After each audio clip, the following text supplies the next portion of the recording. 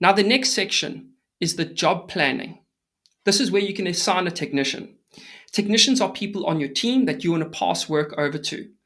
You can assign or create a new one right from here just by clicking down and either assigning an existing technician or creating a new technician.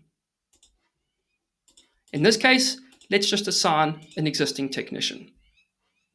Now, assigning a technician is optional. You don't have to do this, but it's very useful for those who have teams and want to share the details of this job to a technician or team member so they can see what has to be performed and then make notes of what was performed after the job. Let's quickly look at what the technician will be able to see if you share this job card with them. Now, at the bottom of the screen, you will see there's a shared card button. If you click this, it allows you to WhatsApp your technician. If you save their phone number and you click this WhatsApp message, it will open up a message to the technician with a link to the job card.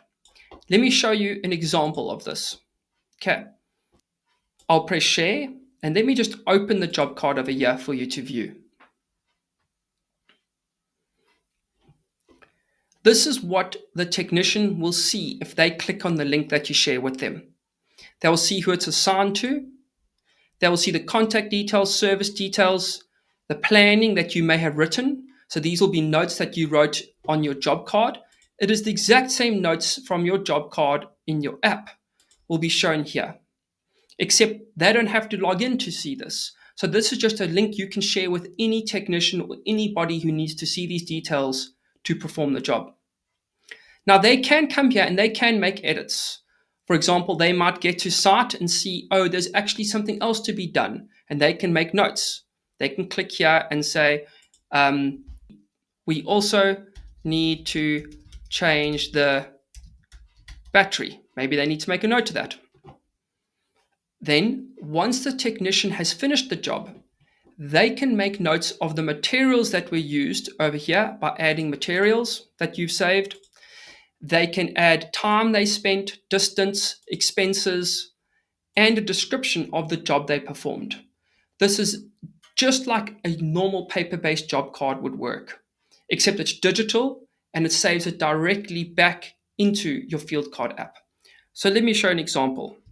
We replaced all cameras and we also installed a beam.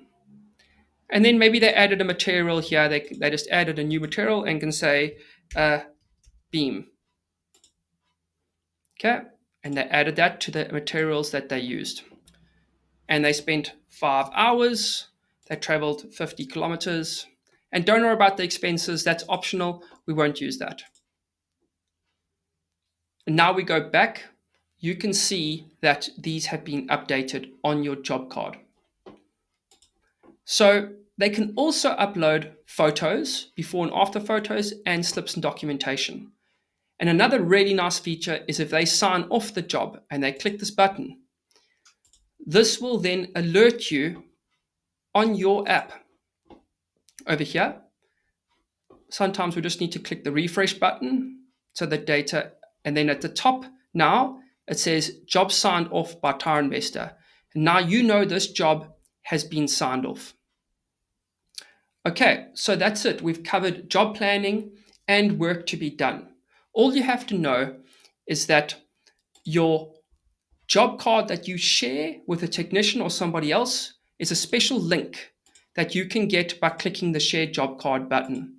And everything that is on here is also on your job card page, except they don't see anything else beyond that, and they don't see quotes and they don't see invoices.